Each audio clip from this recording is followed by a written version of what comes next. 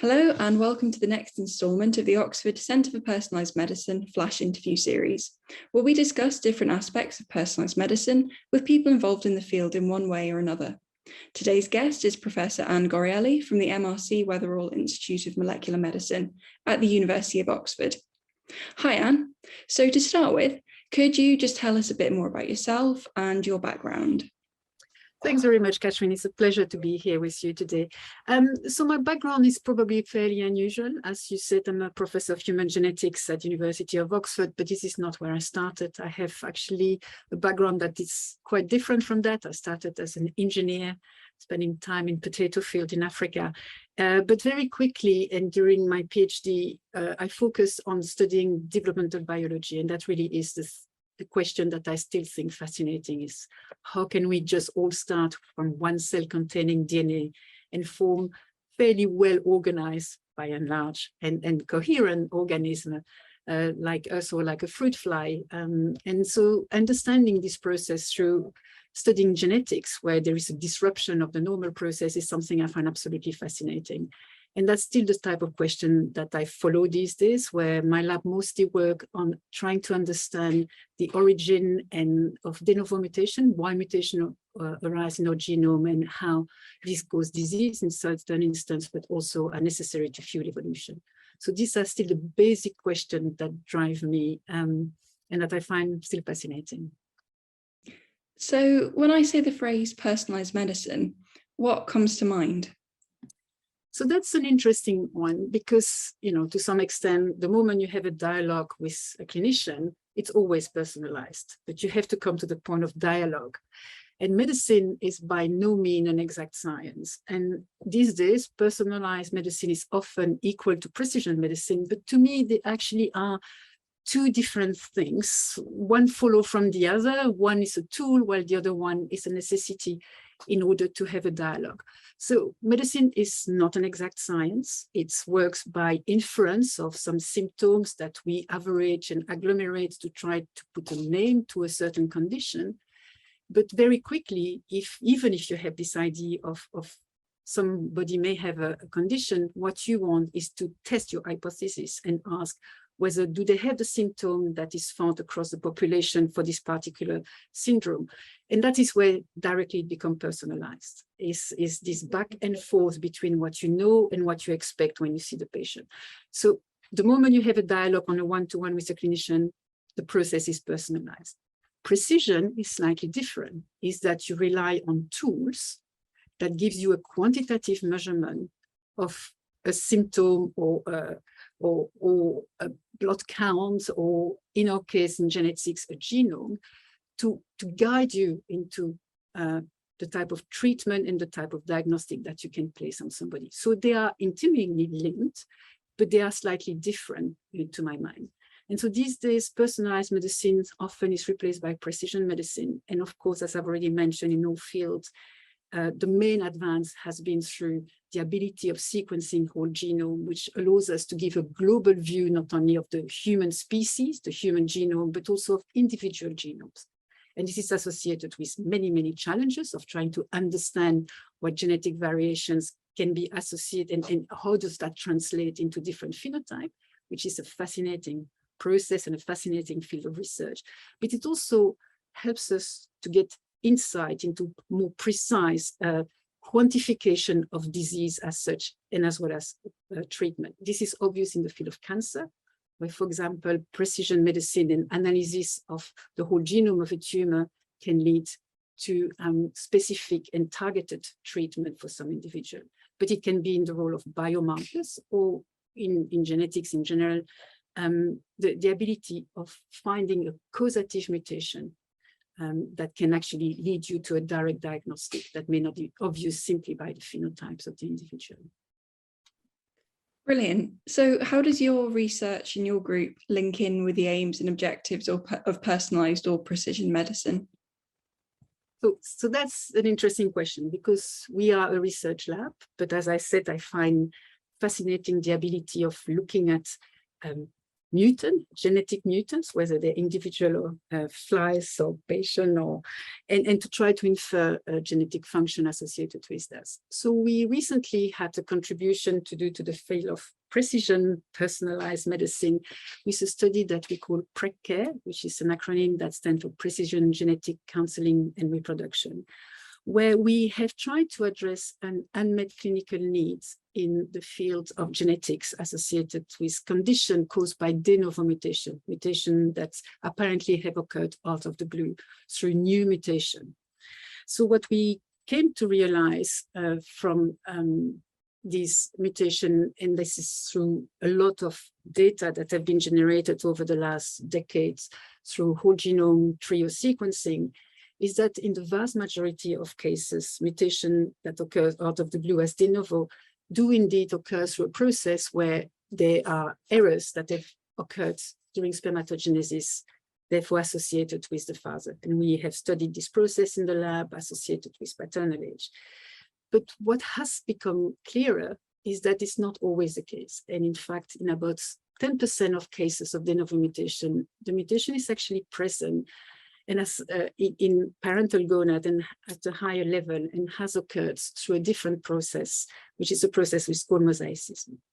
And as a result of this, and this is not new, but as a result of this, usually when a couple has had a child with de novo mutation, they are given a kind of generic empirical risk of recurrence to 1 to 2%. But what's really important to understand is that this risk is an average population risk, and it's made of, in fact, of two different risks. A vast majority of people for which the risk is almost negligible because it's occurred very late during gonadogenesis, or in a very small fraction of individuals for which the risk is elevated to up to 50%.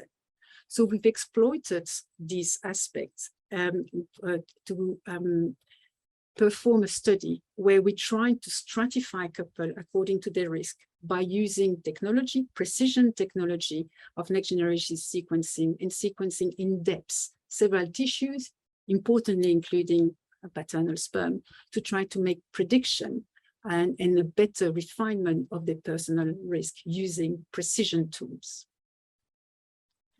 Great. So could you give us some examples of families who have been through the PREGCARE pipeline and the sort of information that they receive that might help them make an informed reproductive decision?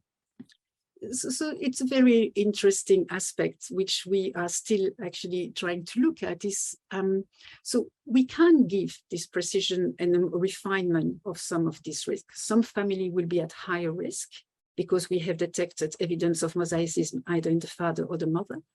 And this, may qualify them for extra care and extra attention in a future pregnancy. It may also influence of whether they decide to stop having children or go on to have more children.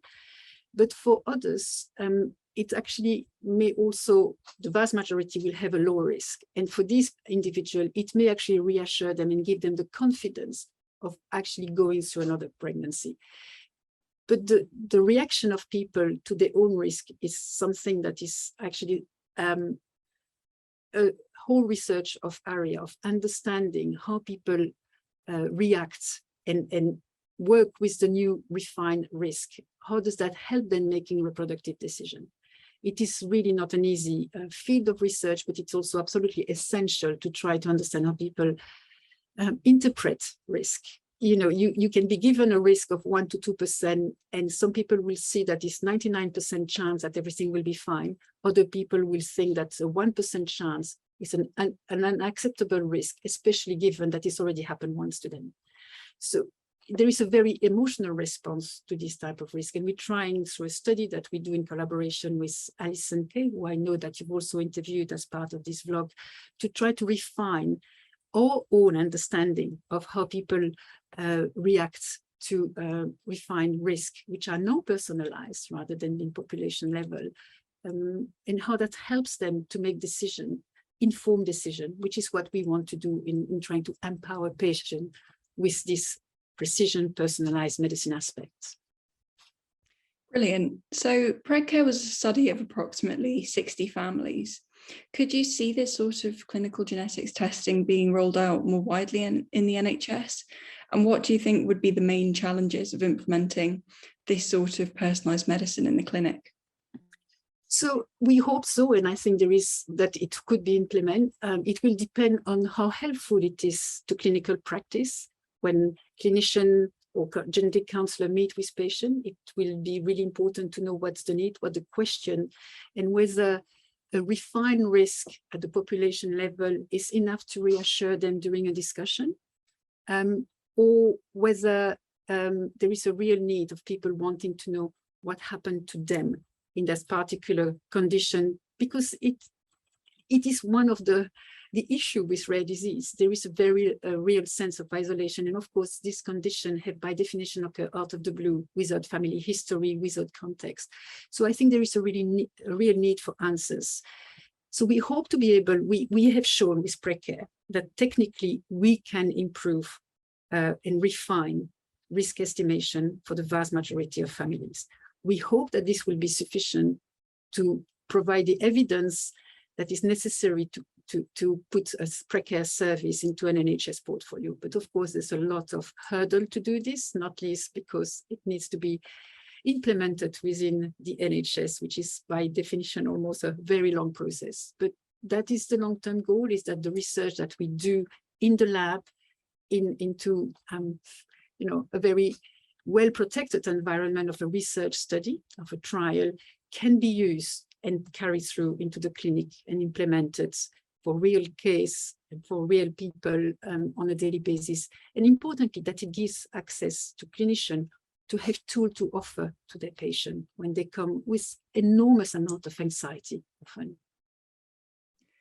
Finally then, looking forward in say the next 5 to 10 years, how do you see the field of personalised medicine, in particular in reproductive biology and decision-making? How do you see that progressing?